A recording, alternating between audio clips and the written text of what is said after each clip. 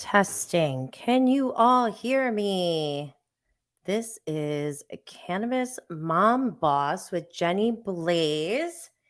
And I'm just getting used to this setup because I have a whole new thing. And going live is a lot of work. It's actually it's not that bad. It's there's pros and cons, which is what I want to talk about on the Cannabis Mom Boss show. And today's show is kind of like a vlog because I'm going to talk about how my kid took an edible at school. And as a cannabis advocate and a canna mom who's trying to break the stigma and make people or empower people to feel comfortable coming out of the green closet as consumers, as responsible parents and citizens of the world and professionals, my kid, my own child goes and does this.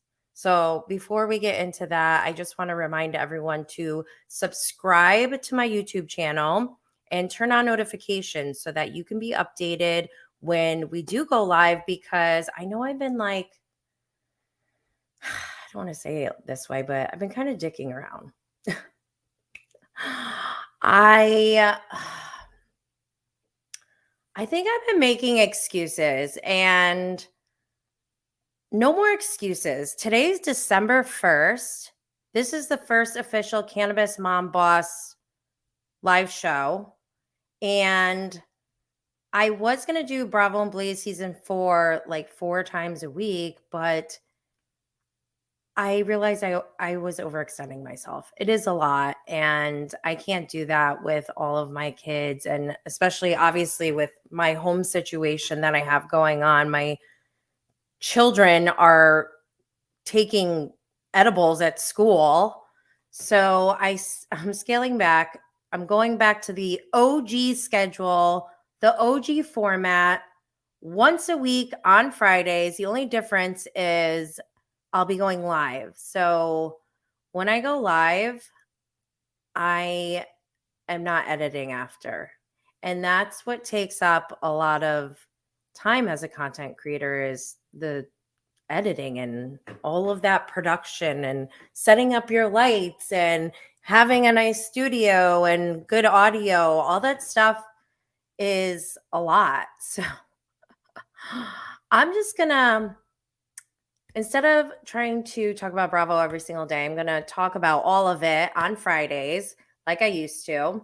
And then on Thursdays, like today, I'm going to go live for Cannabis Mom Boss, where I share these stories about what it's like to be a cannabis advocate and have a teenager who took an edible at school. I will never get over this. I will never.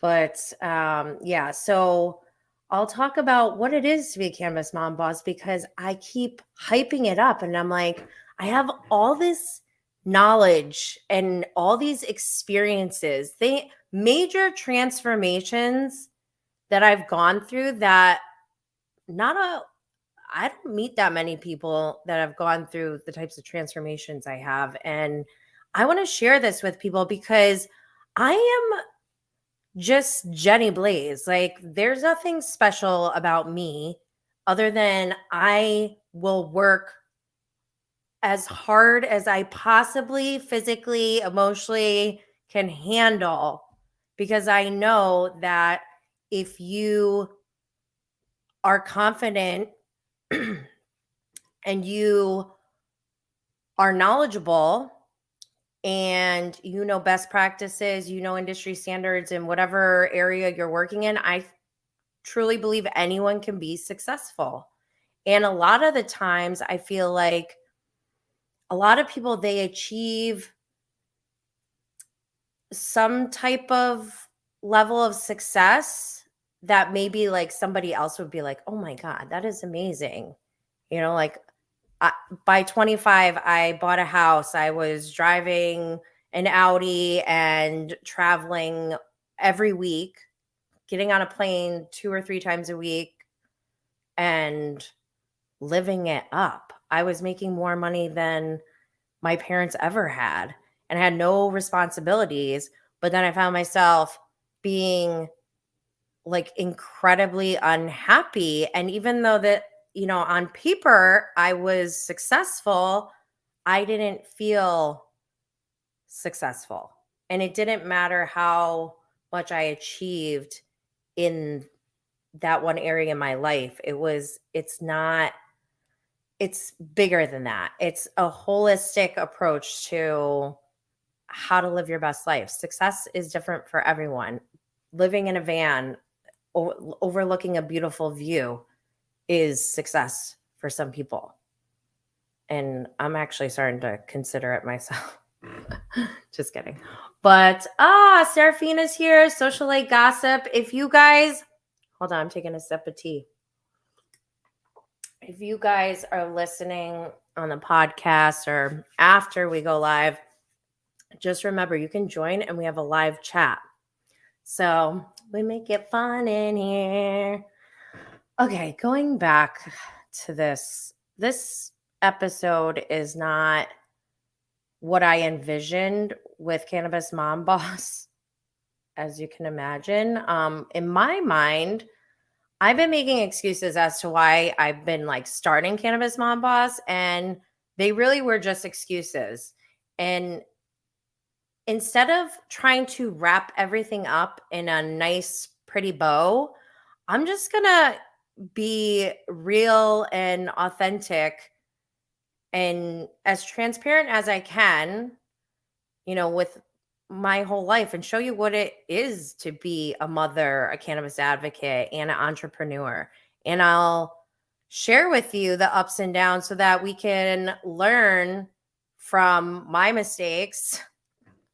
Hopefully you guys don't make the same mistakes, but it's also okay. That's why I'm okay with putting myself out there, because I know that I'm coming from a good place with good intentions in anything I do. And I'm open to growing and learning about myself. Like if I think about myself when I was in my 20s, gross. Like I would not want to hang out with 20-something-year-old Jenny, which is where Jenny Blaze kind of started. Actually, no, it was in my teens. Never mind. But yeah, I truly believe that anyone can be an entrepreneur and be successful. You can start literally anywhere. And it's just the rules are the same. The actual actions that you take to be successful are all the same in any major transformation. And a lot of the times it's just ourselves that are getting in the way. Like me making excuses with this office. I'm like, oh, I need to have this done before I do this. And no, we just got to get into it. So today I'm talking about my kid taking an edible at school. I'm so pissed about this. Oh my gosh. Wait, Seraphina just said Matthew McConaughey is success living in a van overlooking the beach. Is he? Thought he had a whole family. I can't imagine that, but whatever. So, okay. I'm going to tell this story, and then if I get time, I'm going to answer a question that I got this week about having your own website. Like, what's the next step after I get my website? I'm paying for this website every month. Now what? What does that even do for me? What can I do with it? There are things you can do with it, but I'll talk about my kid first. Oh my God. So I'm a little frazzled. Like I didn't have a good intro set up because my father called me because he's like, what's going on? He's like so worried about my kid, way more than I would say he has ever worried about me when I was a kid. And I'm like, what is your deal, dude? I went to the principal's office. Okay, so let me start from the beginning. my kid is 13. She's in 8th grade. And I guess okay, during COVID, I had two little kids. I I have a 4-year-old and a 2-year-old. So COVID happened right when I gave birth to my 2-year-old. And I kept my kid home in 6th grade, I guess. I don't even remember what year it was. She stayed home for all of 6th grade to do remote. And I do think that that was not the best for her social skills. Like she definitely like was craving it to the point where when she went back to school, it was like all she wanted to do was hang out with friends and gossip and have boyfriends and girlfriends and whatevers. And I'm like, what the hell is going on? Like it kind of felt normal, but also, especially since she would tell me some of the things, because I would never tell or be able to talk to my mom about the things that her and I talk about. So, and I'm very open. I'm like, please come tell us. And whatever, I'll get there. So she goes back to school and her grades are just awful. Like, we're Asians, and I hate to bring up the Wens, but the Wens kid was really cute on Salt Lake City. And she said, that's why we're called Asians, not Bejans. And I'm allowed to say that because I'm Asian. But I just couldn't believe, like, she wasn't like a Bijan or a Cesian. She was like a Desian and an Fshin. What the F? I can't even imagine ever getting anything below an A, let alone below a B or a C or a D. Like, it just boggles my mind. And then turns out, like, a lot of it was just she wasn't doing it because there was no accountability. Like, I guess the authority from the teachers wasn't enough for her. And I guess maybe she's waiting for me to get on her. I was trusting her that she was capable to handle it. Excuse me, that, she could do it on her own. But once we realized, early in the year, this is 7th grade, that she like was having issues, I was talking to her guidance counselor. We started having oh, good. Socially Gossip said, I've been there with my son after he returned to school after remote learning. Yeah, it was like overstimulation or something. I don't know. But so I start having virtual meetings with her guidance counselor, with all her teachers there. And this is the first time she has like multiple teachers. And in my head, I'm just thinking, like, these people are so patient. Like, I'm furious that this is her grade, and they're just like, so, I mean, I don't want to, I'm not like trying to knock on the teachers because, like, God bless them. Like, I need them. Thank God for them. But they almost seem like emotionless about it. Like, yes, Mia, whoops. I don't know if I'm supposed to say her name. Whatever. So we're live.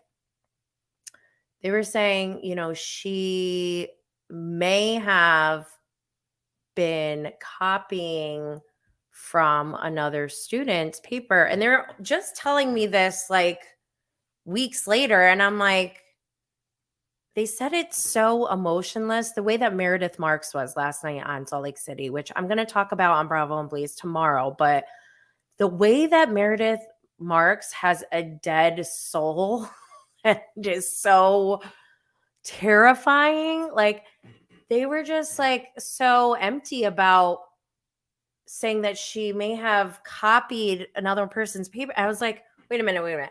Are you telling me that my child cheated or copied? Like, what is that?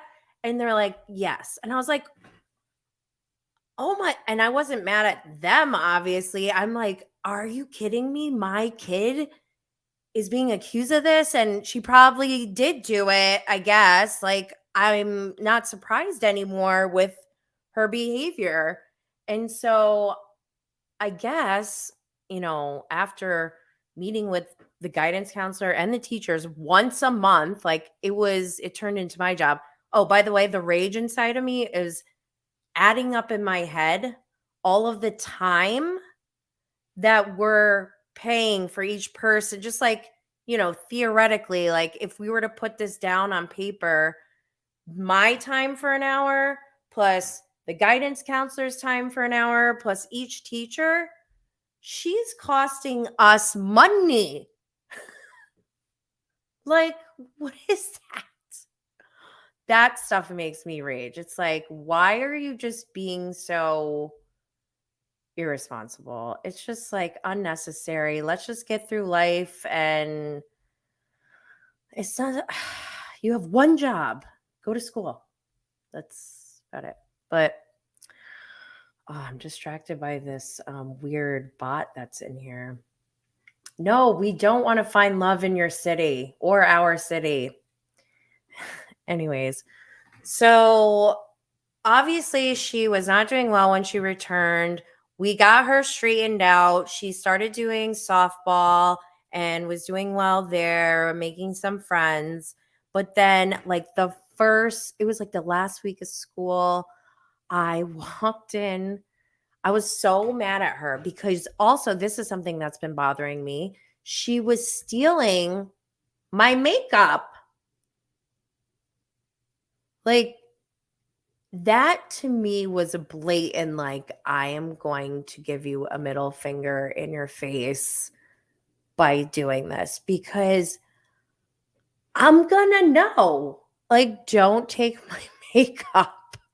If it's something I use every single day, I'm gonna know it's gone. And she'd like lie about it or sneak in my room. And I'm like, why are you doing this? Just tell us. And also, therapy is going on already. I think therapy was going on already.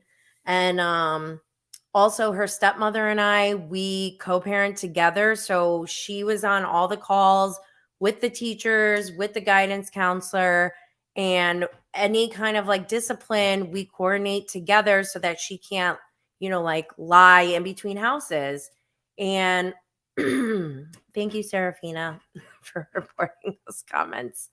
Maybe Serafina should be the moderator. You're so good at this. So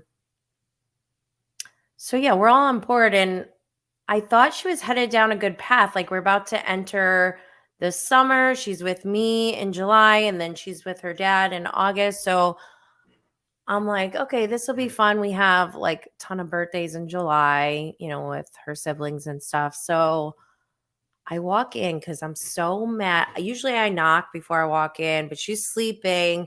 And I was so mad because she took my mascara or something. And I just swung the door up and I was like, did you take my mascara?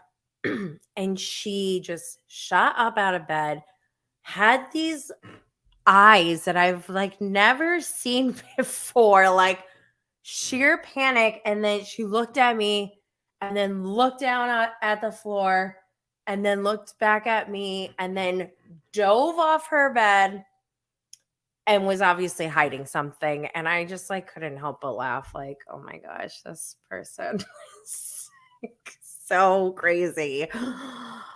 Like, oh, rookie. Okay. But I'm like, all right, obviously show me. And she's like, no, mama, please. She's begging me. I'm like, obviously you have to show me.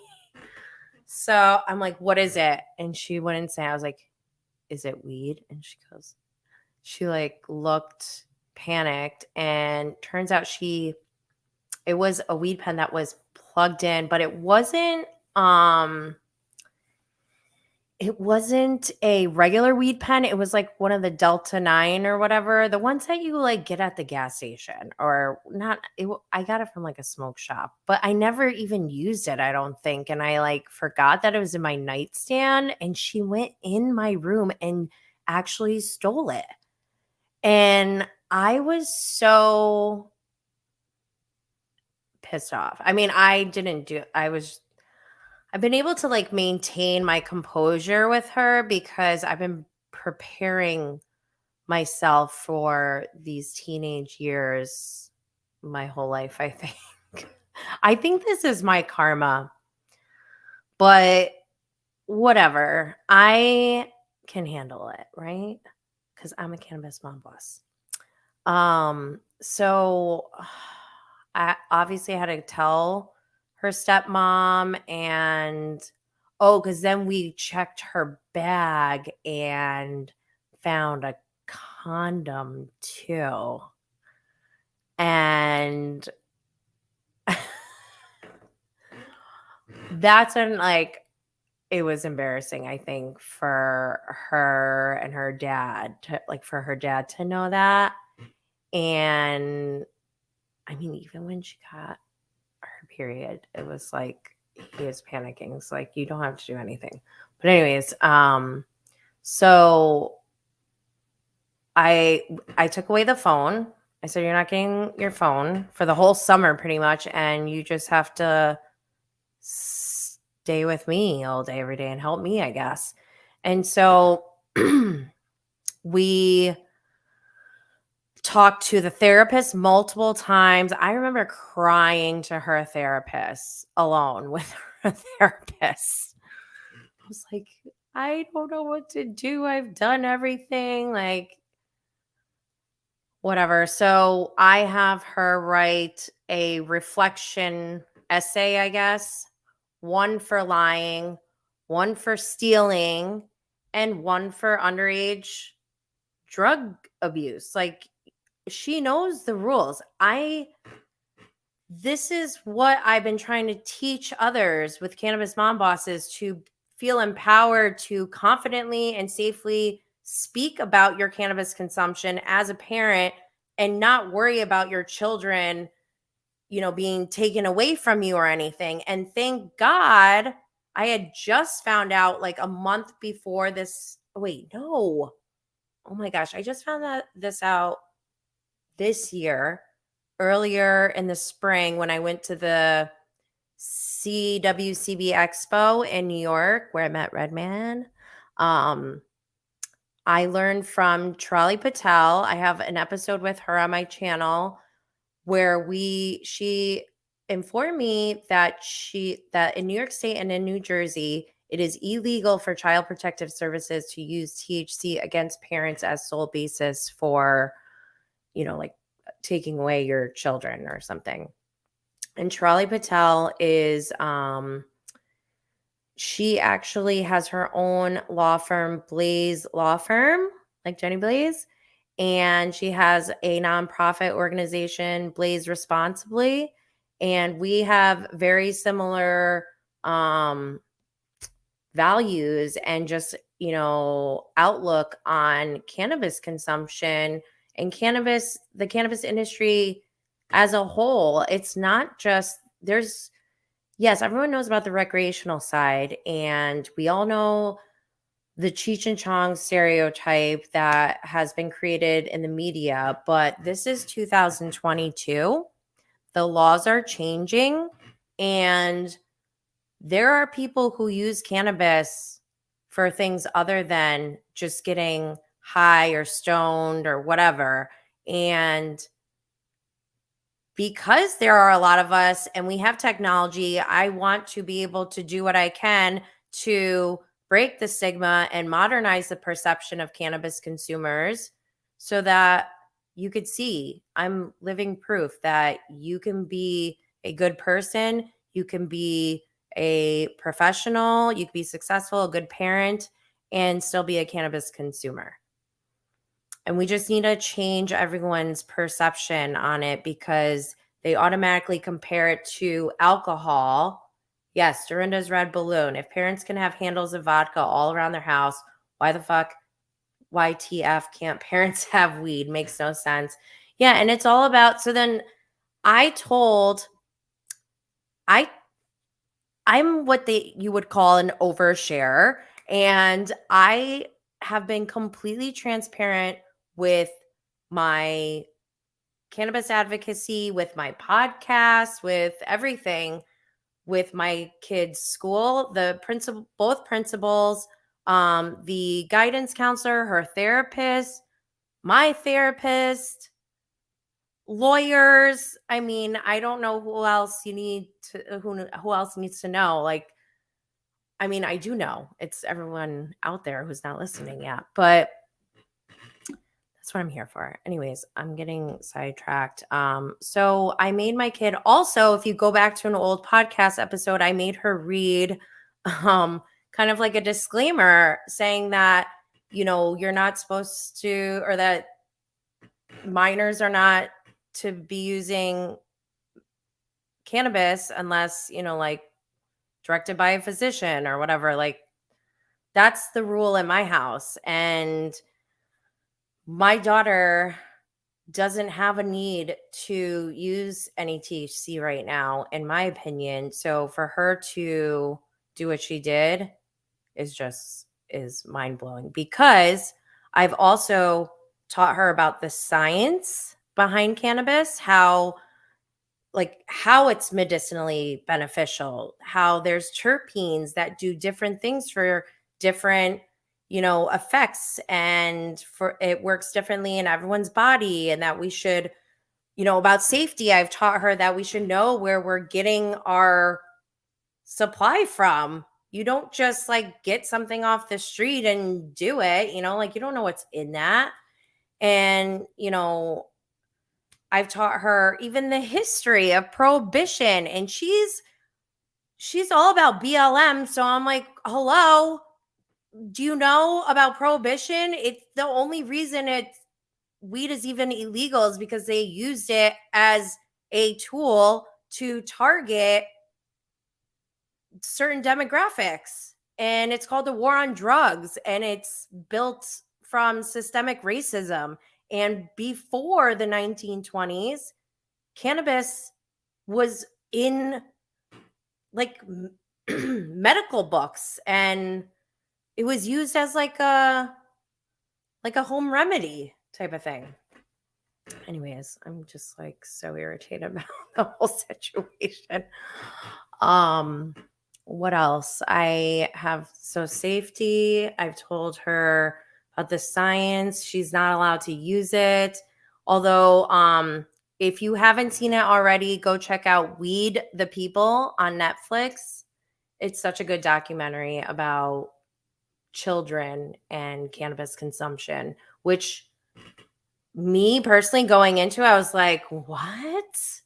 These parents are giving weed to their kids? And I was kind of weirded out about it. But when I watched it, I sobbed. There's so many good comments on here. I gotta read some. I recently lost an opportunity that I had been working towards for a couple years because of my medical cannabis consumption. I have been living or having an existential crisis. That is actually, we should talk, because that is something that's changing in each state. Some states, I think, have already passed it where employers can't use it against you, but also there's certain conditions. Like if you operate heavy machinery, maybe you shouldn't be able to. And the thing is, they don't know how to test you for it. It's not like there's a breathalyzer. So it's not like you can, if you test positive, that doesn't mean you're high or intoxicated or under the influence, because it only measures the last month.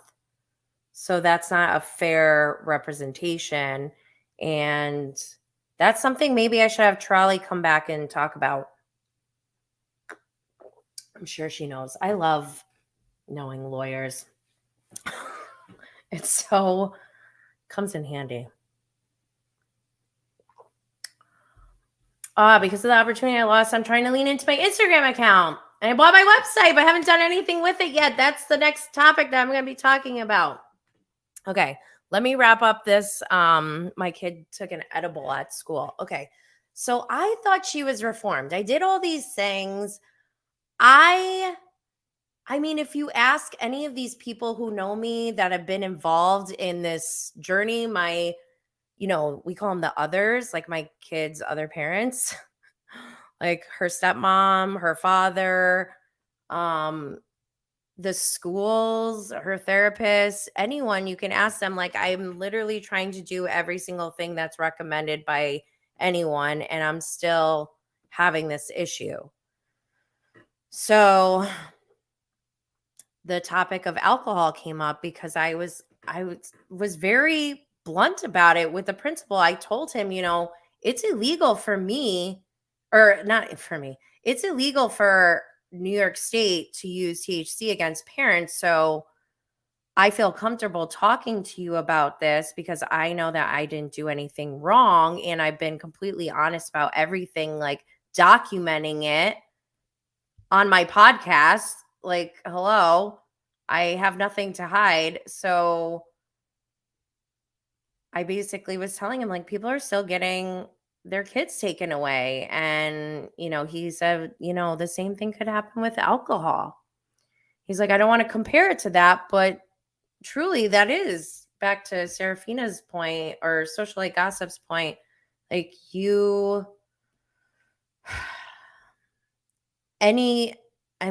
have to lock up your stuff. That's the only way to prevent your kids from getting it. But even if you lock it up, they can get it. Anyway, so this is what happened. I actually was having a tough day, and I had the opportunity to take a nap. I hadn't taken a nap during the day in, like, I don't even know how long, but I was like, you know what? I deserve this. And I didn't want to take like a 5-hour nap or anything, but I just wanted to like rest my body for like 20 minutes. And as soon as I did, I remember hearing the buzzing of my phone, but I was like, no, I'm not getting it. And then like 20 minutes later, my husband comes up and is like, she took an edible at school and you got to go right now. And I was like, what? Like, trying to wake up. I was like, an edible? And I think I was in a state of like denial. Cause I'm like, this is so, no way is anyone this dumb, let alone my kid. But then I'm like, who am I kidding? I have no control over her. I'm teaching her everything I possibly can, and she's still not working. So I just went to school, and I'm like, what is happening right now? The principal sees me, and he's got this look of like fear, obviously, and I'm like, I'm trying, in my head, I'm reciting Luann de Lesseps, like, be cool, don't be all like uncool. And he tells me, I'm like, wait, can you just tell me what happened? And we're like in the hallway, and he's like trying to be quiet because he didn't want anyone to hear. And I guess he like right when you walk in, she can't, there's a bathroom. She came out, and he said she like fell to the floor and looked like white. And he like ran to her and was like, Mia, are you okay? She was like, oh my God, I'm going to get in so much trouble. And he like took her to the nurse. And I think she might have been crying. And like, I don't know who said this. I don't know if it was my kid or if the principal said it first, but this term, actually, my husband said it to me first. So they must have said it to him on the phone. Someone said she's having a bad trip. And that just irritated me so bad because I'm like, no. This is not, nobody's tripping right now. Like, what are you talking about? Like, maybe having a bad reaction, or like took too much. Is that overdosing? I don't know. Like, tripping though? Do you trip on weed? that bothered me. Maybe that says more about me, but whatever. I'm like, bad trip. It just seems so like so cringy. I'm like, bad trip. Oh my God. This is so embarrassing. Oh my gosh. Don't judge me for my parenting or my reactions because I'm just being honest.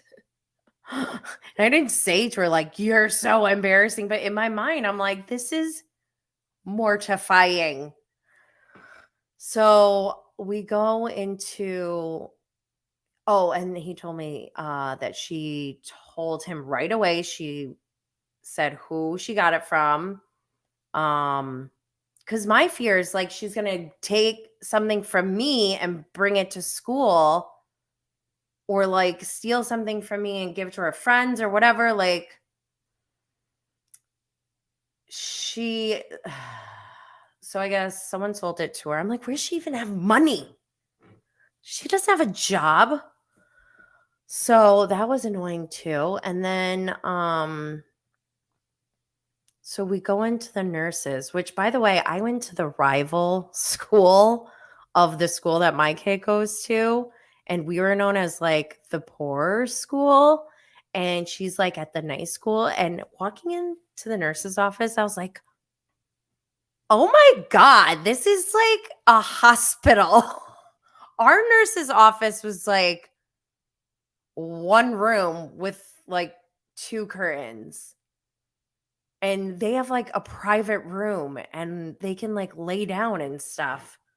Like, this is bullshit. But I walk in and I just like stop. I didn't like go to her because like no one wants to be crowded when they're puking, right? Because they said she was puking. She's got a bag. The nurse is like rubbing her back and she looks white and she looks up so slow like this. Like with this smile. I was like, what? I didn't know what to do because literally it was so creepy.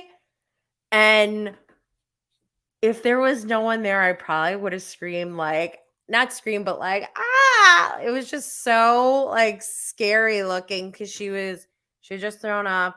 So she looked at drool but she like looked up with her eyes and had she has this nervous laughter thing that she's been going through.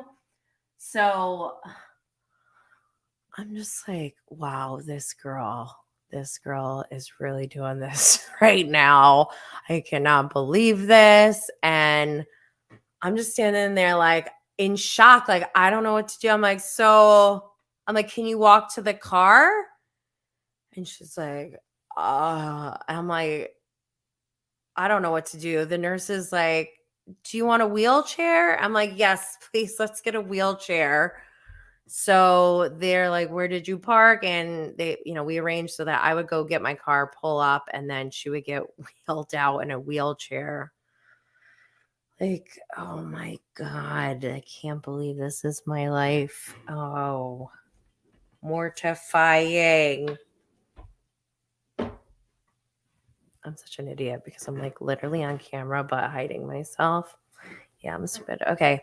So she gets helped into the car, and all of a sudden, this girl moves at sloth speed. Okay, all the time. I don't know why. She actually was quicker when she was like a toddler, and she's like slowed down a lot. But like, just she drags her feet, and it's just very like there's no hustle at all. And I'm just always like, I'm a hustler. Like, I am hustling all the time. Like, let's go. Time is money. Money is time. Let's go. And she, I guess, like, all of a sudden, they're recording me. I've never seen her move so fast in her life. And I was like so shocked. The principal like held her down and was like, no, it's fine. I guess nobody was recording her. I don't know. But like, that just goes to show And I'm not trying to like, I kind of feel bad that I'm like telling all my kids' business, and she'll probably hate me for this. But you know what? This is part of the punishment, I guess. Um, but this just goes to show how important their image is. Like, she moved with the quickness when she thought somebody was recording her in the wheelchair. And I even said in the principal's office this morning, I was like, I wish they recorded you. I actually do wish somebody was recording that so we could all look and see like how crazy this is. So I bring her, she had like another part of her punishment, which was basically staying with me in the car until I could go round up all my other kids. I was in the car for like 2 hours that day, just driving around picking up kids. And so she like even threw up in the car at one point. Like, I actually know, like, I've been hospitalized for not the same exact thing, but that vomiting and like that pain you get in your, well, mine was much more severe.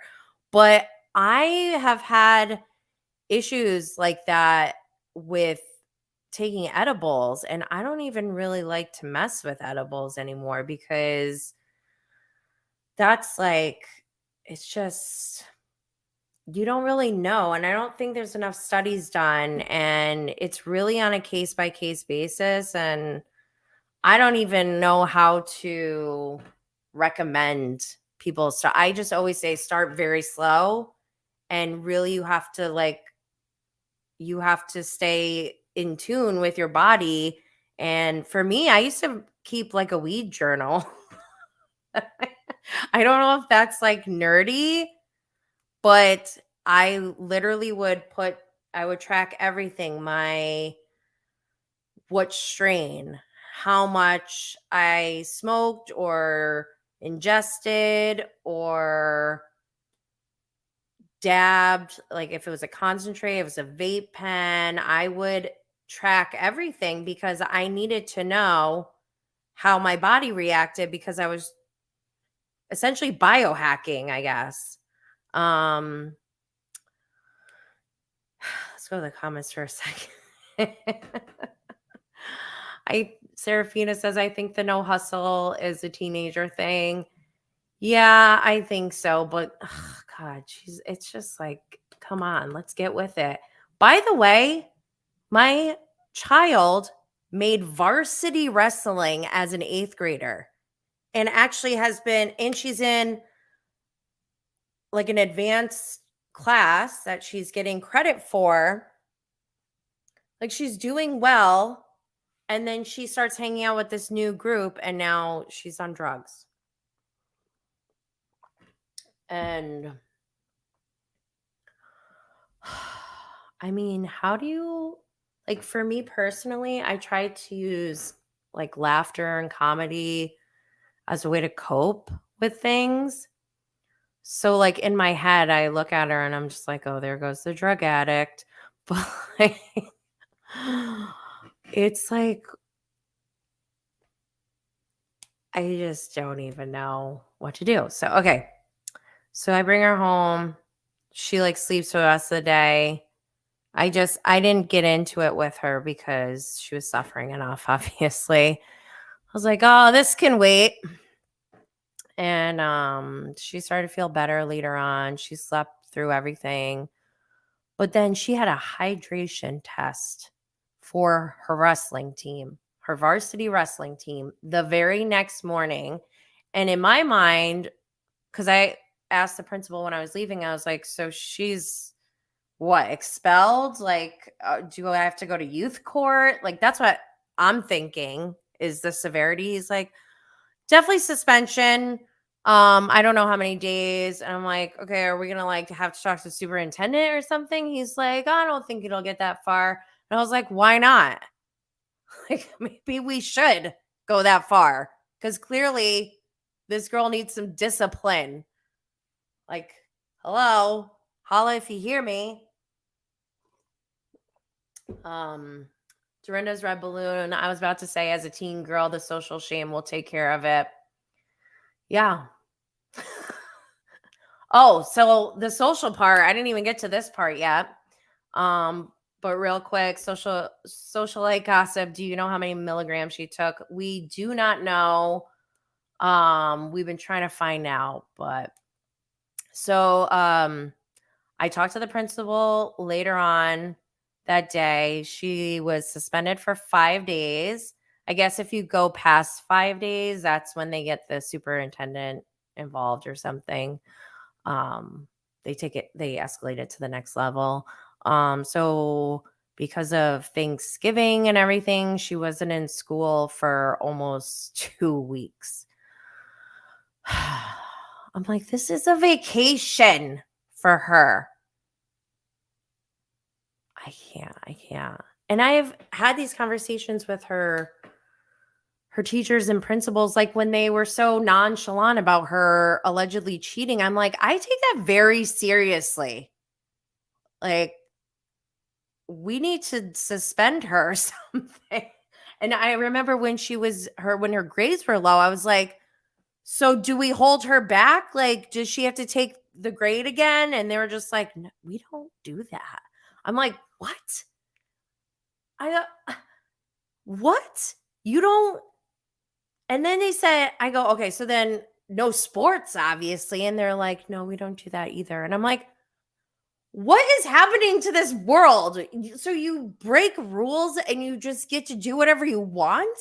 This is in line with that whole era or generation of everyone gets a trophy crap. Like, this is not okay. I'm not cool with it. But anyway, so she gets suspended. I talked to the wrestling coach, didn't even know she got suspended. So he calls me. I'm still like sleeping, I think, on Saturday morning. I had like all this stuff I had to take care of, but couldn't because then I had to take care of this stuff. And I had to tell her coach the whole thing. And we just, we said, we'll touch base like later. We don't have to handle this now. So then I reached out to the principal after Thanksgiving. So a couple days ago, and I was like, okay, so she's coming back on Thursday. Like, what's the protocol? What do we got to do? I need to talk to you because I took away her phone, but she was like begging me. It was like the night before Thanksgiving, which maybe she was able to trigger nostalgia in me because I always think of like the night before Thanksgiving as like going out and hang out with your friends when you're young. So she was like, Mom, please, like, and she helped me with something. So I was like, okay, I'll let you just check in on your phone, since everything happened because it had been almost a week. And she went into Snapchat right away. And I guess there's a Snapchat group of like 30 kids where some of them were actually threatening to like jump her, attack her, assault her. I don't know if I'm allowed to say these things, but that was obviously very concerning. And she was crying, and I didn't push her while she was down or kick her while she was down. I was very motherly and like hugging her and telling her like, this will be okay. And, like, whatever. I couldn't do anything though, because it was the night before Thanksgiving. So I couldn't like call the principal right away and be like, yo, what the hell? And I tried to use humor to like to cope. And she's crying and she's like, they said they're going to do it on Tuesday, the 29th. And I was like, what idiots? You're not even going to be in school then, idiots. Oh my God. I was like, oh, I wasn't mad at her. Well, no, wait. Oh my God, that's horrible. I wouldn't even know how to handle that except give love. Why were Oh, why were they even mad at her? Okay. So they were mad at her because she snitched. She said where she got it from. Okay. So at this point in time, they're all attacking her because that's how it all started to unravel. Since this happened, so this is like an underground, like Dateline special, maybe. Not that far, but there's like a little thing floating.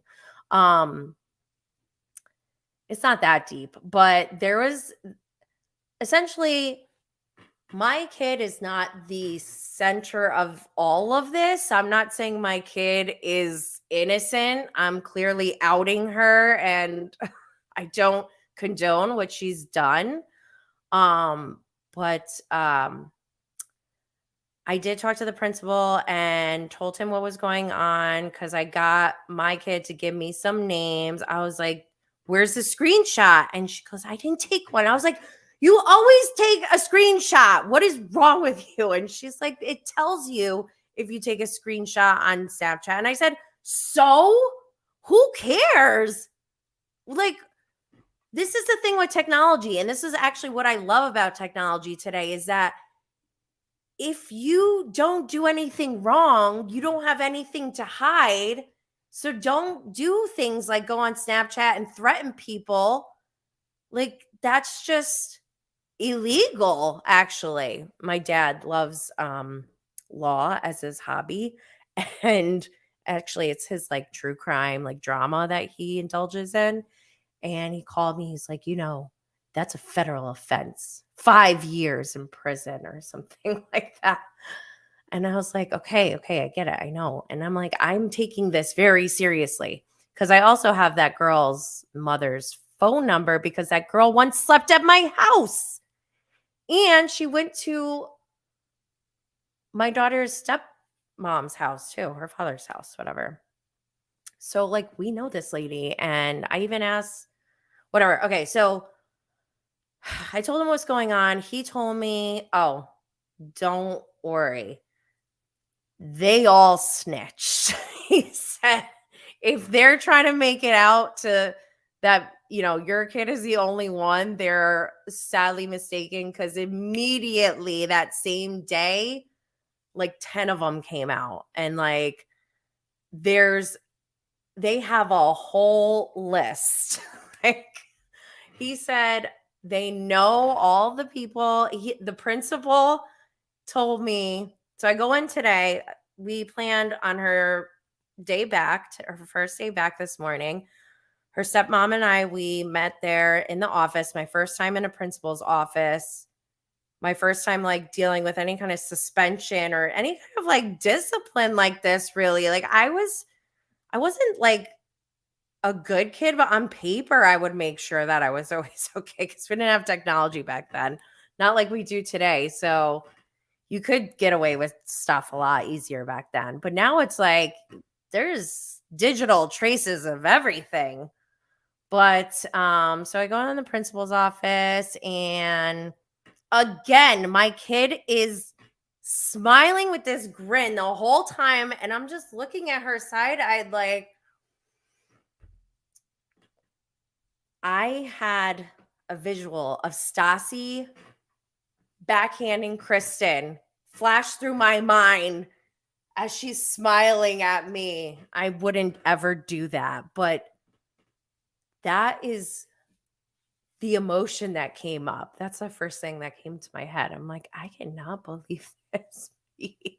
This bee is really smiling right now. Oh my God. So the school has new rules in place for her, not just her, but a lot of the kids involved. Like they can't have lunchtime. She has to sit in with the principal, I guess, and eat lunch with him, which is kind of cool, actually. I think that's like, you can't get any higher up than that to become friends with somebody, right? It's all about networking, baby. So, hopefully she uses that time wisely. And so she has restrictions on her lunch and also her bathroom breaks. Like they're cutting that off. No phone. She also has to like do like sign-ins and stuff that she has to do every day and return it, whatever. I was like, what's the consequence if she doesn't do this? I'm like, who's checking? Is this based off of honor code? Because I'm not into that. Like, what are we doing here? And so we got that all in place. And we talked about, the jumping threat, and they're aware of that. So they've talked to parents. I guess they suspended a few kids. They weren't allowed to tell me everything, but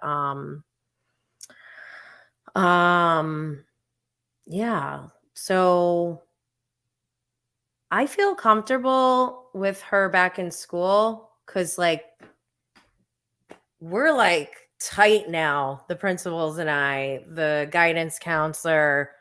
I talked to the coach today. He gave me some tea. Oh my God. The coach told me, I don't know if I'm allowed to say this. No, I won't say. But one of the kids involved has repeated bad behavior since that occurrence already. And there was only 5 days since the last occurrence. Like, that's wild to me.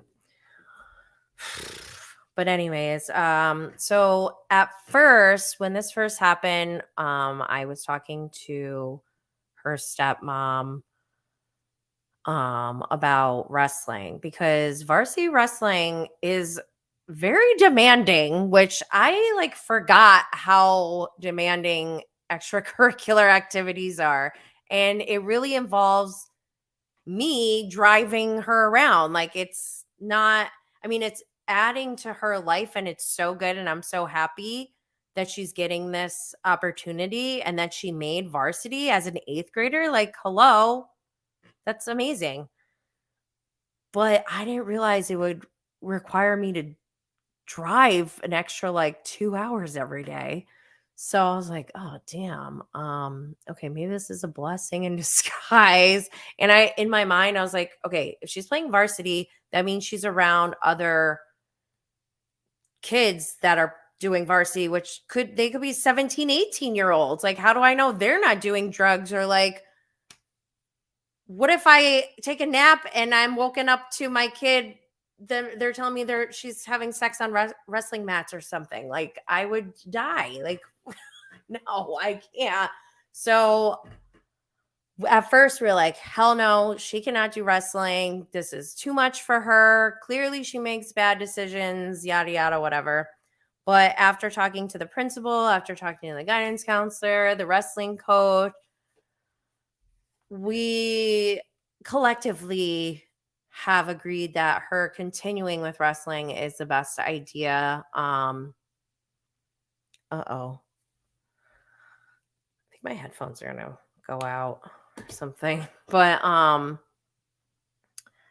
so yeah, she's gonna continue. She still has like a suspension from wrestling because there's separate consequences from the athletic department, I guess. But I asked, and she still goes like to practice and goes to tournaments, but she won't be able to participate in maybe the first 1 or 2, which I think is totally fair. And we talked about how, this happened with someone else because of their grades. They're requiring that their grades have to be up for them to participate. And I agree with that. And so she'll understand that maybe her actions maybe have consequences that not only affect her, but go even further, in affecting her teammates. So I guess, I don't know. I just want to be like, I don't have all the answers, and I am not perfect. And I'm doing everything I advise others to do. One thing that I am going to do differently coming out of this is I am going to carve out dedicated time each day for this one child. Like I try to do that with every kid, but I think I need to do it on a different level that's more age appropriate so that she's not bored or that she's actually engaging or that I'm actually igniting some kind of passion or interest in her, because I'm like so excited to have all these daughters. Daughters? How does Teresa say it? Daughters. I have so many daughters, and like, who knows? I could be the next Kris Jenner. Just kidding. I do not want to be like Kris Jenner. I don't want to have my child be in like a sex tape. I just want to have like good, wholesome business values. Is that so much or too hard? I don't know. Like, anyways, I'm going to answer this question. It's already been an hour, but I'm going to go through this Cannabis Mom Boss lesson for the day.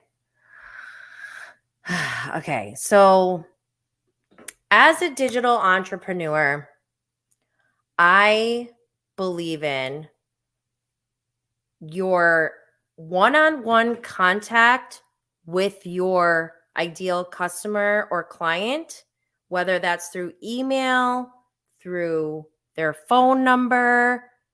That is the most important asset you can own as a business owner, and not just a digital entrepreneur, an entrepreneur in general. Like if you have a brick and mortar store or you're starting to sell things or do services locally, you need to connect with people. You need to go out and give your contact information to people. They need a way to call you. They need a way to reach you so that they can get your services. And so going offline, just in the real world, you would do things like have a business card, you would have a phone number, you would have, maybe marketing pages, or like if you have a store, you have a logo and a sign that says who you are. So you need to make your presence known, and that's all part of branding, which I could go into a huge thing about branding, which I won't do today. But today we want to know, what do you do when you buy your URL, webpage, or domain? So the second part of my philosophy as a digital entrepreneur is not to rely on social media. And when I say that, I don't mean social media is not important.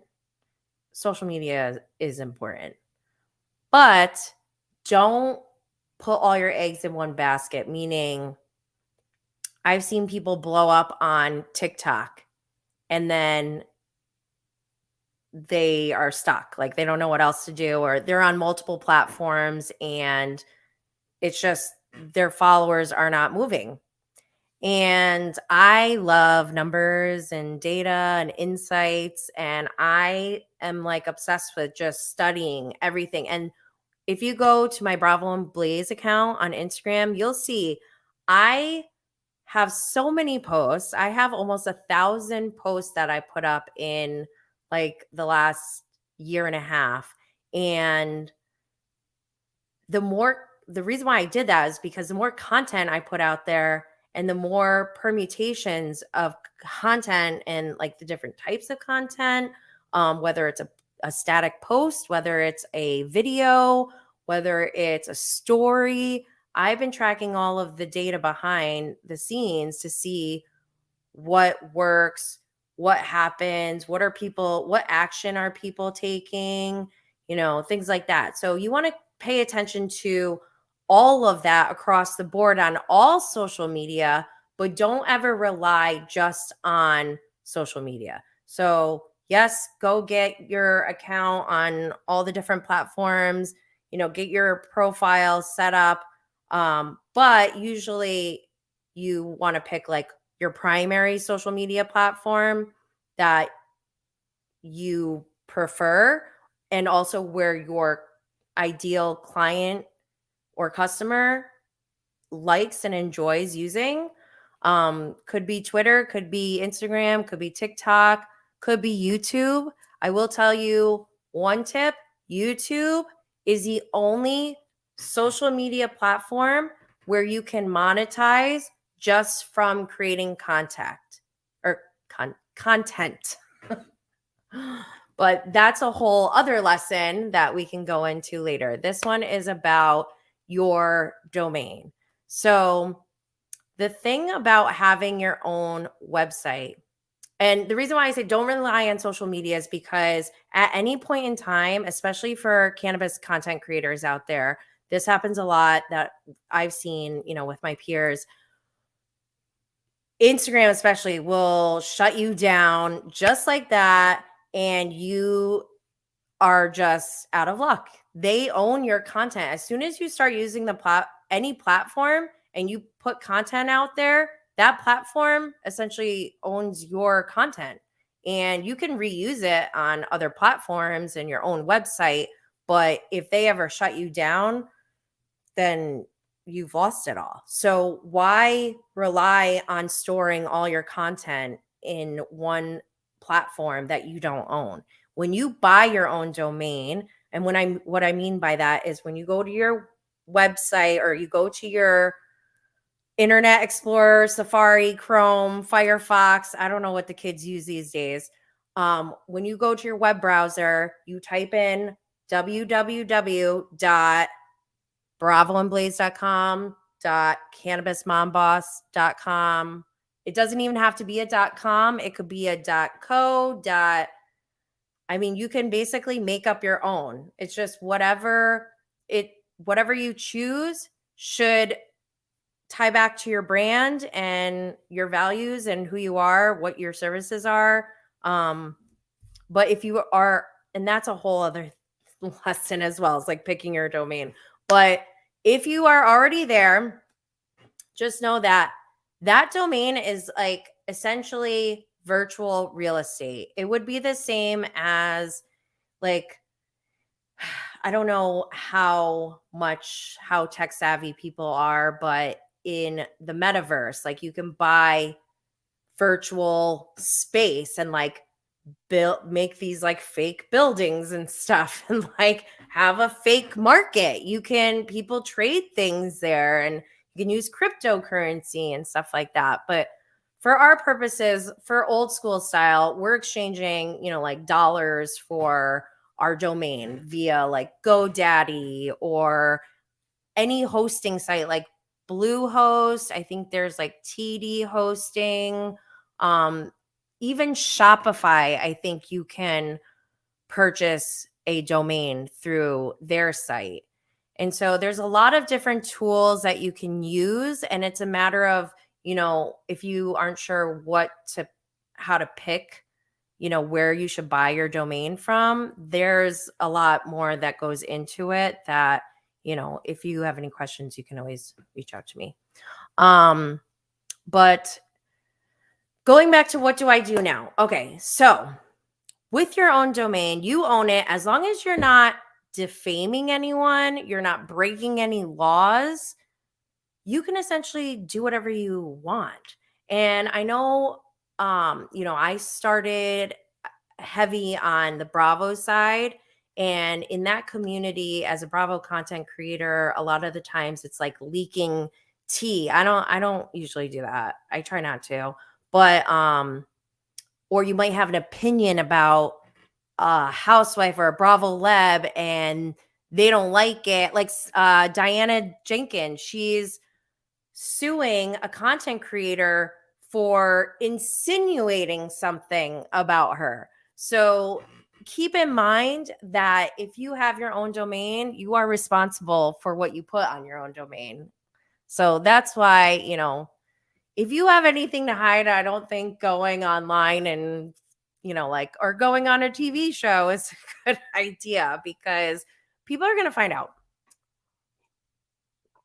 So once you have your webpage, there's all these different ways, or you bought your domain, you're paying for it probably monthly or maybe annually, and Now what? Okay. So there's many different sites, many different tools that you can use to create a landing page. That's the first thing I would recommend is getting a landing page, even if it just says under construction with your logo on it. Just get something there with like a contact, with an email or phone number or both, or physical address, whatever it is, give them a way to contact you. And bonus points if you can get a landing page with a form on it. So a form in web page language is like a type of widget in HTML where it allows you to capture, it'll have like a text box where you can write in your email address, and then they can push a button to subscribe, and then behind the scenes you can start collecting their email addresses, because like I said, that one-on-one interaction is your biggest asset. You want to keep clients, and you want to they you don't want to think about them as your clients, like they're your friends essentially, especially if you're an entrepreneur. I'm finding that like this entrepreneurship lifestyle is really like being about it. Like not just talking about it, but literally being about it. Like genuinely being passionate and interested in your niche and the people that you're talking to, and staying connected with those people, because maybe you have touch points with them often and they may not give you an exchange of money for anything, but at some point when you're ready and you have an offering, they may become an actual client. So I would just there's a lot that goes into the mindset behind this, because sometimes I think people get very discouraged. They're like, "Oh, I reached out to so and so and they never responded." That doesn't that doesn't affect me. I'm like, "Well, I'm going to follow up then." And then if I don't get a response from the follow up, then I might do some more research and see, okay, how do I get connected to this person or somebody who maybe they're not the right person that I need to get connected to. Maybe I need to find somebody better that I need to get connected to get to my next step in my business. So, as far as the web page and domain goes, get that landing page up. Shoot, I think yep, my earbuds said AirPods. All right, so get your landing page up, and then wait, I just want to make sure you can hear me. Can you hear me okay? Um Once you have your landing page up, you can start, I mean, you can do this at any point once you have your URL or domain. Put your URL, web page, domain, web address, whatever you want to call it, put it in all of your profiles on all of your social media, on your Instagram, TikTok, Twitter, YouTube. Put your link in there. Put it everywhere. Put it in your email signature so that every time you send an email, it automatically is at the bottom of where your name is. I always put in on my email signature like my name, obviously, my phone number, my email address, and my web page. And then sometimes I put in my Instagram handles and stuff like that too. It all depends. It depends on what my email is, which is another lesson that I can get into another time. But I another thing I wanted to say, if you have business cards, put your email or your web page on your business cards, put it on all of your marketing materials. If you do any collaborations with anyone, always give them a full list. Like have a little notepad that has, put your email signature or whatever, put your name, phone number, all that stuff, copy and paste it. Always give that information to everyone that you interact with. Don't be obnoxious about it, but you want to give it to them. And it's as simple as giving your business card to somebody. So I hope that helped. And let's see, let's look at the comments. Milkshake is a good app for that. You can put all your links, your attach. Oh, like Linktree. Yeah. So I used to use Linktree. They also have like Link Pop.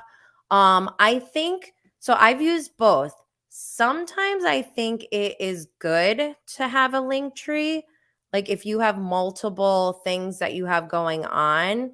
But it all really depends because then it's like, well, which one do you put first? Because don't forget, each click is money in the online world. And so when you get that click, you do not want to lose that person. You want them to do another click. And so sometimes having a link tree doesn't always work, but there are times where it is, more beneficial than just having one link. I like having one link right now because I am trying to get everyone to go to my YouTube channel. So that's like me purposely directing them there. That's what I'm pushing right now. But it could change in the future. We'll see. What else? Any other questions? Thank you so much for joining me, Sarah, Socialite Gossip, Dorinda's Red Balloon. I don't know if I missed anyone, but I hope to see you all next week because I'm going to be doing this every week. And I hope to get out more videos with more lessons on entrepreneurship, how to use your website, how to use social media, all of these things. So, love you all. Stay lit, fam.